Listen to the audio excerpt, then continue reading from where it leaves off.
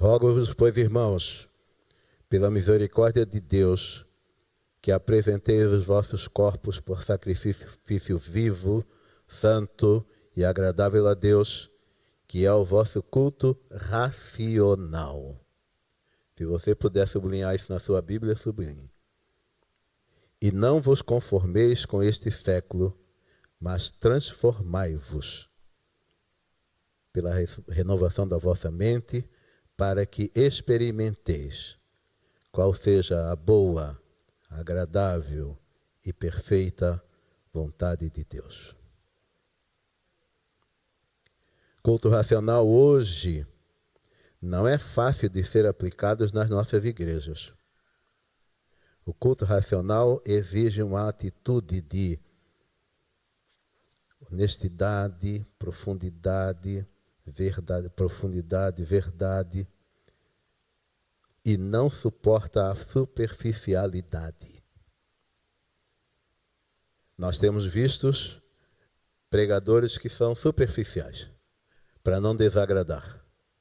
Então, prego água com açúcar, para não desagradar. Mas o apóstolo Paulo nos chama a atenção para que a gente tenha em mente como nós devemos fazer um culto. O culto racional exige de nós que assumamos, sejamos submissos ao Senhor. Ele não faz concessões, não serve de esconderijo para mazelas, não consiste em meras palavras, mas condena a aparência. As atitudes supersticiosas não se enquadram num culto racional. O culto racional existe entrega consciente e voluntária de Deus ao homem. A entrega mais moral e cerimonial. Uma entrega do nosso corpo por sacrifício vivo, santo e agradável a Deus. O que é que ele está querendo dizer com isso? Seu corpo pertence a Deus. Para isso, use roupas adequadas que agradem ao Senhor e não à sociedade. Nada de calcinha apertada. Porque se você é casada, o seu corpo pertence ao seu esposo. Nada de homem ficar mostrando físico por aí, porque o seu corpo pertence à sua esposa. Culto racional passa por isso. Culto racional passa por ordem e decência. Muita gente tem preferido o culto não racional. O culto de Caim, o culto do bezerro de ouro, o culto da hipocrisia de Israel, a falsidade de Pilatos. A igreja que prega assim, ela enche. A igreja que prega assim, né, pastor? Ela se torna milionária. Porque ela prega um evangelho que não mexe com as pessoas. Ela prega um evangelho que não ensina. Ela prega um evangelho em que passa a mão nas cabeças das pessoas e que até mesmo as suas lideranças estão em pecado. Se nós pertencemos ao Senhor, nós precisamos andar como Ele tem nos ensinado a andar. A nossa palavra tem que ser sim, sim, não, não. Porque o culto racional, meus irmãos, não é só aqui dentro da igreja. A primeira Bíblia que as pessoas leem é a nossa vida. Essa é a primeira Bíblia que as pessoas leem. Eu fiz a abertura falando da situação do meu pai, porque a primeira Bíblia que ele leu foi a minha mãe. O comportamento dela, as atitudes dela. Então, meu irmão, culto racional vai além das quatro paredes da igreja. Ela começa em casa, com o nosso relacionamento com a família. Ora, um homem como aquele rico, solitário dentro de casa, Mas muitas vezes nós também somos solitários dentro de casa. As pessoas que nos conhecem lá fora não são mesmo as mesmas que nos conhecem em casa. Como é que está começando o nosso culto racional? É preciso entender que o Senhor está nos olhando 24 horas por dia. O que nós temos visto no nosso celular? O que nós temos visto no nosso celular? Quais são as mensagens que nós temos mandado para os nossos amigos? Se eles nos encontrarem e encontrarem o pastor, o que eles vão dizer de nós? Pense nisso. Pense nisso. Porque aqui na igreja é apenas o reflexo daquilo que nós somos lá fora. Pelo menos deveria ser. Aqui na igreja é apenas reflexo daquilo que somos lá fora. Culto racional é também, meu irmão, você entrar no seu trabalho às 8 horas da manhã, trabalhar, e no seu intervalo, aí você está no seu intervalo. Falo do amor de Jesus para alguém. Abra sua Bíblia no celular. E mostre que Jesus é a única saída. As pessoas que nos conhecem e as pessoas que não nos conhecem, elas buscam em nós alguma solução para o seu problema. Já experimentou pegar o ônibus e dar bom dia para a pessoa que está sentada, que você vai sentar ao lado? Já pensou perguntar para ela como é que tem sido os seus dias? Eu via isso, pastor, na universidade. Eu trabalhei lá há 28 anos e estou há 14 aposentado. Pessoas que não me conheciam pediam um momento para conversar comigo. Isso não é só comigo, isso deve ser com todos os cristãos. E elas ali derramavam seu coração, elas ali contavam das suas angústias, dos seus problemas. E recebiam uma palavra de conforto. Isso não é só comigo. Eu tenho certeza, meus irmãos, que pessoas têm vontade de se aproximar de você e colocar diante de você as suas angústias, as suas tristezas, para que receba de você uma palavra de esperança. Pastor, eu não saio de casa com tempo para voltar. A minha esposa sabe. Eu vou ali comprar pão, a padaria é 15 minutos, eu levo meia hora, 45. Sempre tem alguém que está precisando de uma palavra, de um bom dia, de um oi, vai com Deus. Muitas vezes, meus irmãos, é isso que eles estão precisando. Esse é nosso culto racional. Faz parte do nosso culto racional. Não faz parte do nosso culto racional a fofoca. Não faz parte do nosso culto racional a fofoca. Por quê? Porque dali, se a gente ouvir, a gente vai passar, e a gente vai passar do nosso jeito, e a pessoa que é o alvo da fofoca não está nem sabendo. Culto racional é um culto para nos tirar da mesmice deste mundo.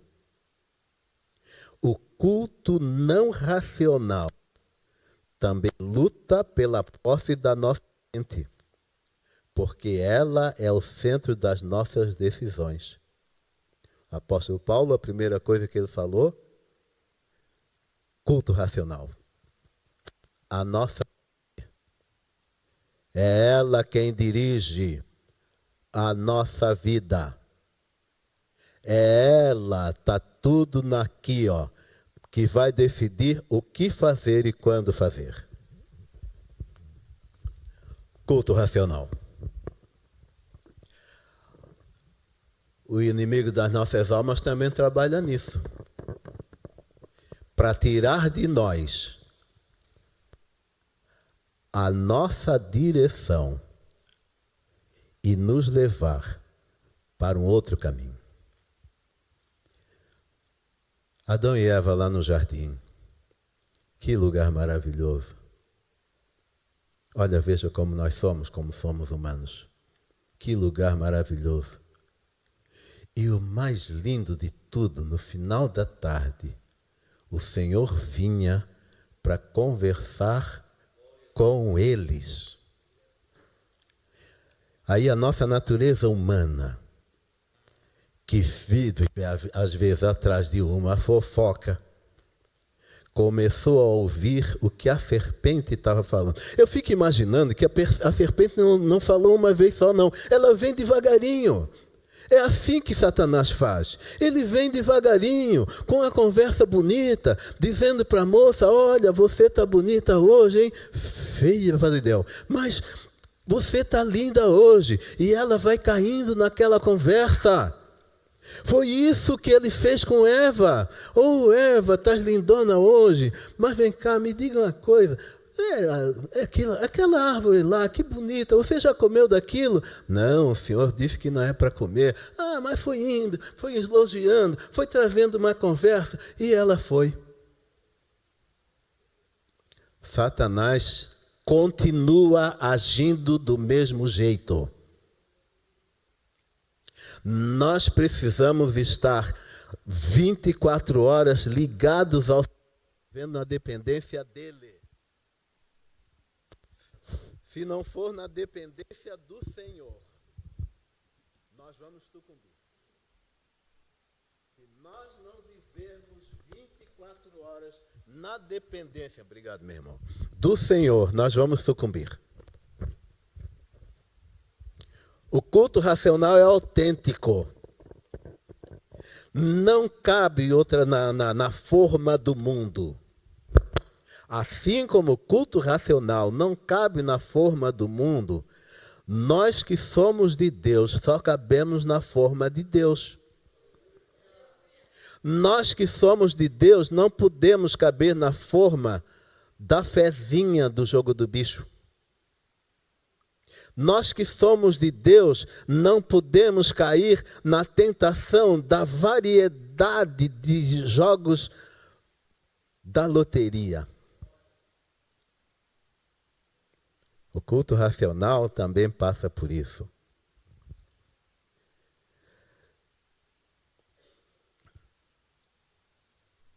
O culto racional não corre na correnteza do mundo. Nós que somos cristãos devemos nadar contra a maré. Porque foi assim que Jesus fez. Jesus não foi na onda dos saduceus. Jesus não foi na onda dos outros doutores da lei. Mas Jesus navegava na contramão daquilo que eles estavam ensinando. E se nós somos discípulos de Jesus, nós temos que ter coragem e ousadia para dizer não às ofertas que vêm e que não vêm de Deus, dizer não às investidas de Satanás, dizer não a todos aqueles que muitas vezes dentro da nossa casa são utilizados pelo inimigo para nos levar a pecar. O apóstolo Pedro, num primeiro momento, disse, tu és o Cristo, o Filho do Deus vivo. Não demorou muito tempo. Abriu uma brecha. E o inimigo entrou com a palavra para destruir Jesus. Então, irmãos, cada vez mais que a gente avança no conhecimento da palavra de Deus, mais e mais e mais nós precisamos estar agarrados na mão dele. Porque Porque quanto mais alto nós subimos, mais visível nós nos tornamos para Satanás. Isso eu não quero dizer que você não deva estudar a palavra. Isso eu não quero dizer que você converta-se e chegue lá em cima soldadinho raso, recruta. Não. Porque quando nós entregamos a nossa vida para Jesus, nós nos tornamos arauto do rei. Quando nós entregamos a nossa vida para Jesus, nós nos tornamos arauto do rei. Aí teve um grupo que me perguntou uma vez, sim, mas eu não sei falar, eu não sei pregar. Que legal. O gadareno também não. Cheio de demônios, Jesus Cristo liberta e ele, grato por ter sido libertado, quer ir com Jesus. E Jesus o que é que diz? Não, volta para tua casa. Por quê? Ele era o terror da região de Decápolis.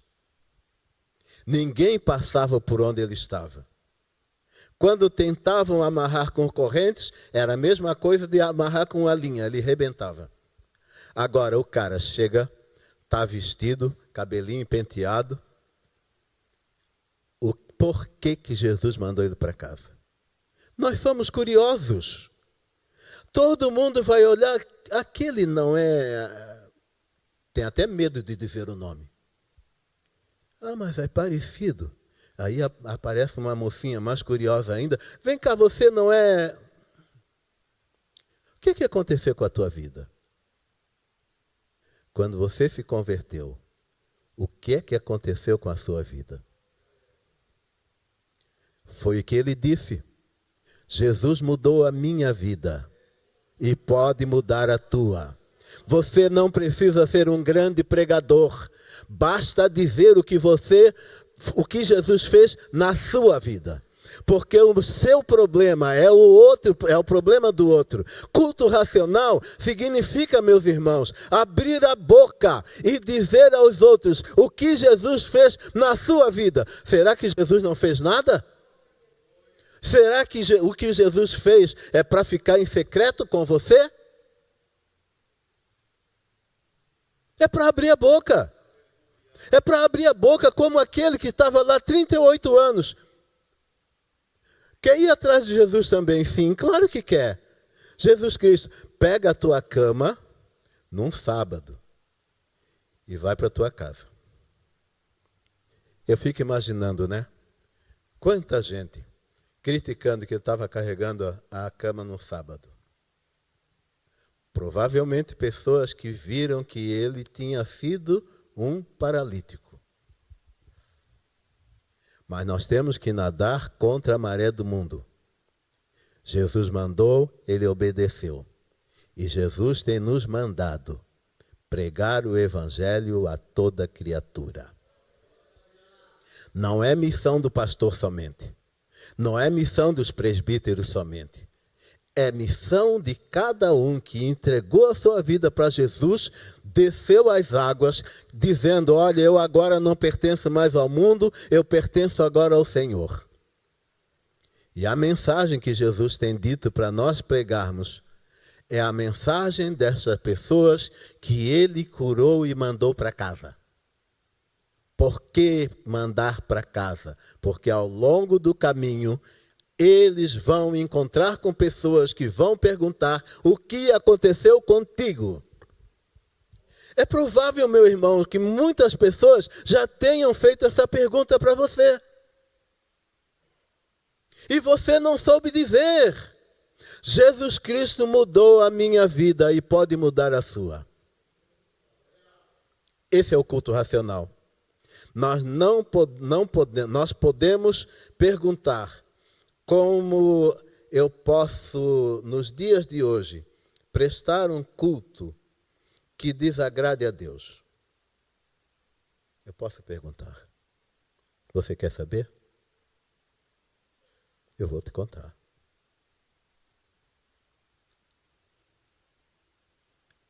Atos capítulo 20.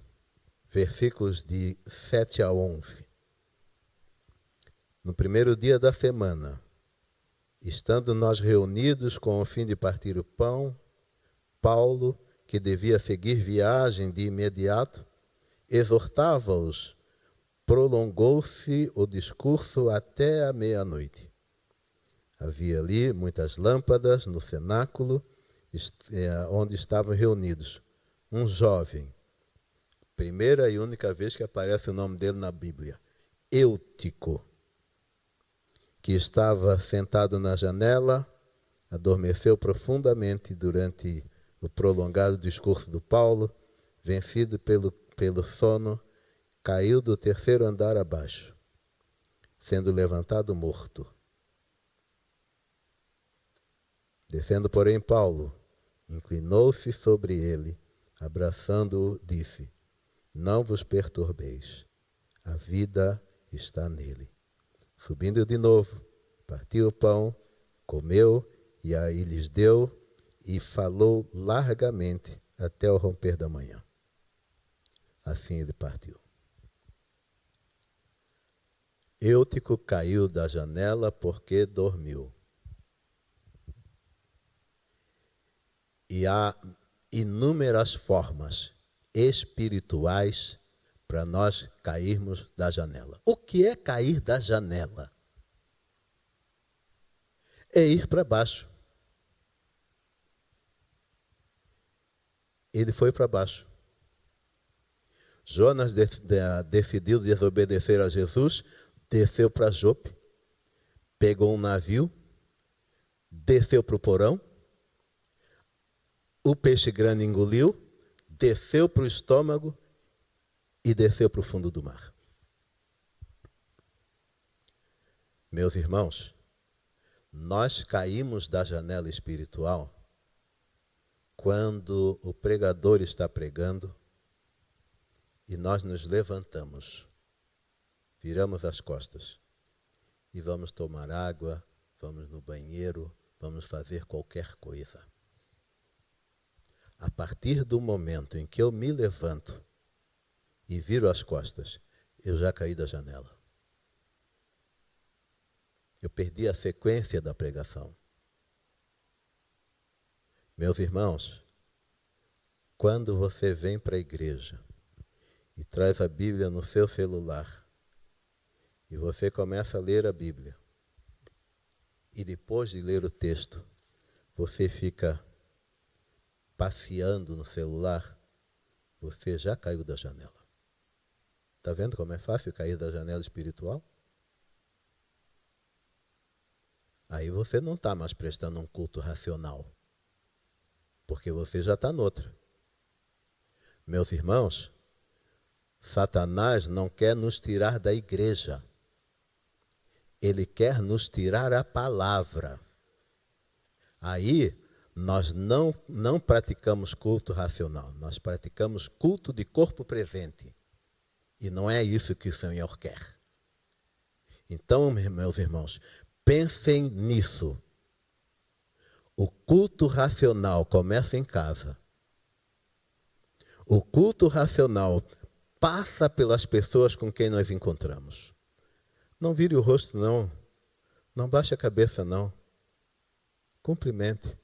Tem uma senhora lá que eu passava todo dia por ela, que eu ia caminhar. Bom dia lá. Bom dia. Amarrava a cara. A minha esposa diz que eu não desconfio. Eu continuei. Agora sabe o que acontece?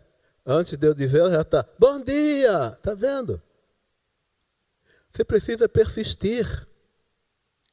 Dando um bom dia gostoso para a pessoa. Ela vai sentir que você tem alguma coisa diferente. Faça isso. Vá com Deus. Tem um grupo, pastor, que passa... Eu caminho sempre ali naquela região do Carianos. Eu sempre vou ou para o aeroporto ou vou para o túnel. E tem um grupo de ciclistas que passam geralmente no mesmo horário. Então eles passavam. Pessoal, vai com Deus, vai com Deus. Sabe o que está acontecendo agora? Quando eles me veem, eles diminuem a velocidade. E eu abençoo a cada um deles. Facinho, facinho, gente. eles diminuem a velocidade. Eu digo, vão com Deus, que Deus vos abençoe, que Deus vos guarde, que Deus continue cuidando da família de vocês, sabe? Eles passavam na velocidade. Agora, quando me vê, eles diminuem para receber a bênção. Nós precisamos fazer isso, meu irmão. Não é difícil dizer para o outro, vá com Deus. Não é difícil dizer para o outro que Deus te abençoe. Mas faça isso de coração, de verdade. Porque eles vão perceber a diferença. Isso é culto racional. Sabe? Isso é culto racional. E culto racional, você precisa estar corpo, mente e espírito neste lugar. Quando você se levanta e vira as costas para o altar, você já se desligou, já entrou num outro tipo de culto. Aí vai lá atrás, conversa aqui, conversa ali, o tempo passa, e quando você vem, perdeu. Porque o pastor não vai voltar a fita, né? Para tocar de novo. Então, meus irmãos, há inúmeras maneiras de nós cairmos da janela espiritual. Não faça isso. No primeiro dia da semana, Paulo falou.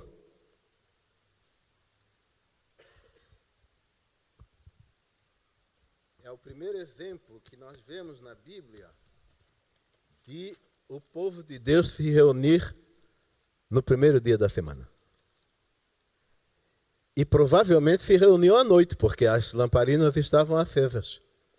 O primeiro dia da semana era um dia normal de trabalho. E eles se reuniam à noite. A casa estava cheia. Agora vejam como o inimigo trabalha. O apóstolo Paulo está ali dando as últimas instruções, porque ele vai viajar e já sabe que não vai voltar mais ali. E ele, então, provavelmente está repassando tudo aquilo que ele havia ensinado para que fique fresco na memória das pessoas. E aí, o rapaz dorme, Satanás dá um soprão, ele cai lá embaixo, dá um alvoroço na igreja. Ele caiu da janela física e toda a igreja caiu da janela espiritual. Eu fico imaginando o tempo que o apóstolo Paulo deve ter levado até conseguir atrair de novo a atenção da igreja para aquilo que eles estavam falando. Meus irmãos, muitas vezes, se o pregador não é experiente, você faz ele cair da janela.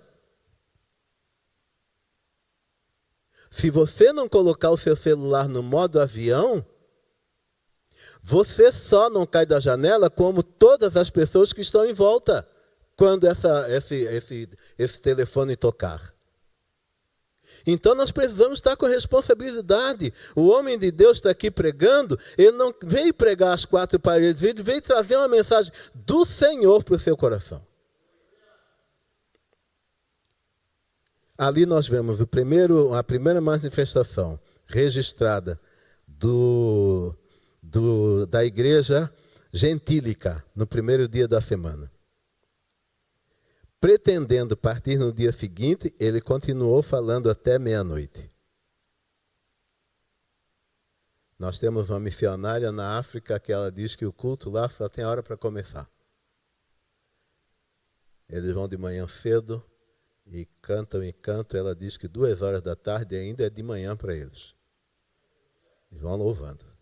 E vão cantando, e vão louvando. O apóstolo Paulo está aqui, meia-noite. Ele sentiu necessidade de pregar muito tempo, porque ele estava pronto para partir no dia seguinte. E ele sabia que talvez nunca mais viria aqueles cristãos em particular. Então pregou cerca de 6 horas.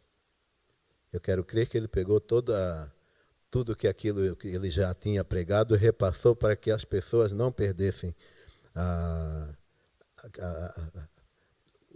a sua fé não perdesse aquilo que já tinha sido ensinado. Nesse sermão, ele repassou tudo. O jovem chamado Eutico caiu, Eutico adormeceu, ele certamente estava sentado numa janela e se esqueceu que estava sentado na janela e caiu. Não fiquem alarmados, disse ele. Ele está vivo. Nós estamos vivos.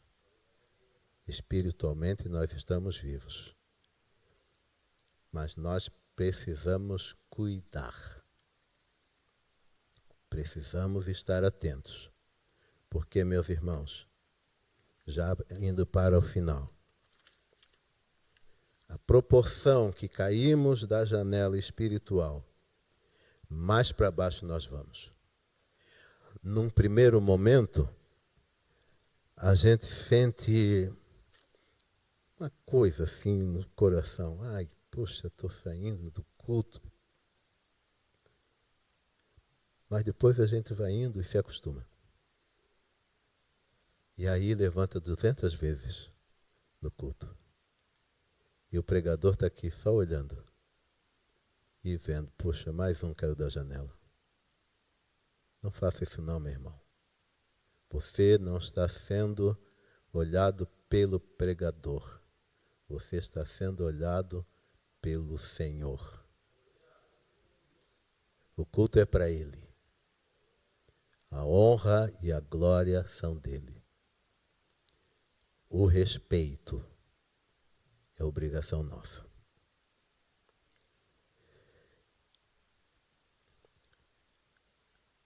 Graças a Deus, Jonas foi restaurado.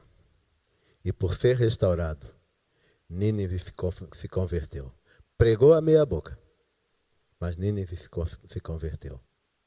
Meus irmãos, você não precisa fazer teologia.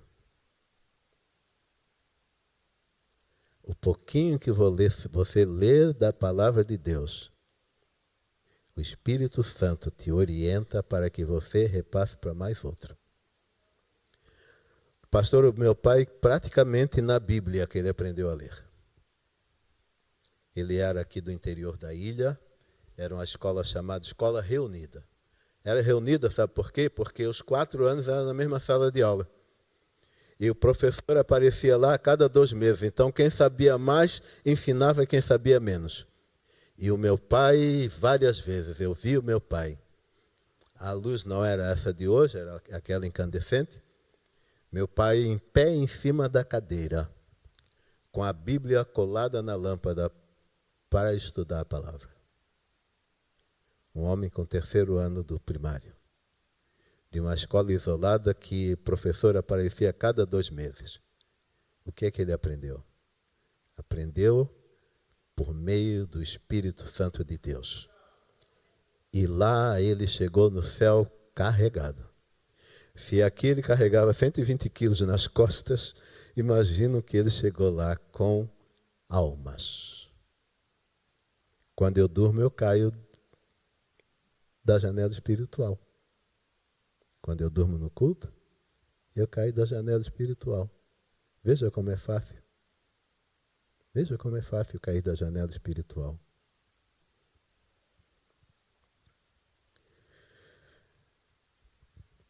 O que podemos fazer? O que podemos fazer para não cairmos na nossa janela espiritual?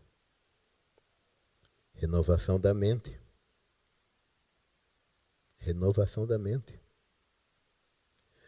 Para que assim a gente possa enfrentar a barreira sutil do inimigo contra a nossa vida. Renovação da mente. Para que nós nos alinhemos à mente do nosso Senhor e Salvador Jesus Cristo. Renovação da mente.